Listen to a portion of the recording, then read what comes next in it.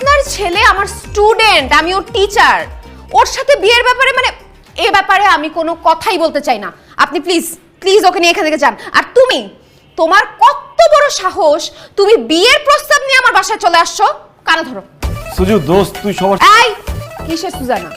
Madam বলো। Madam, আমি কানে ধরতেছি, কোনো সমস্যা নাই। দরকার হলে আমি সারা জীবন কানে ধরে থাকবো, তারপর আপনি আমাকে বিয়ে করেন। চুপ করো, তুমি আমার স্টুডেন্ট, তোমার সাথে বিয়ে জীবনেও সম্ভব না। আরে বাবা, কিসের স্টুডেন্ট? আমি এক সময় তোর ক্লাসমেট ছিলাম না? যখন ক্লাসমেট ছিলে তখন যদি বিয়ের কথা বলতে সেটা একটা কথা ছিল। এখন তুমি স্টুডেন্ট, ও তোমার টিচার। এখন তো বিয়ের ব্যাপারে দূরের কথা, কোনো ব্যাপারেই তোমার সাথে কথা বলবো না। কিন্তু আন্টি, আপনার মেয়ে আমাকে বিয়ে না করলে আমার জীবনটা বরবাদ হয়ে যাবে। কেন?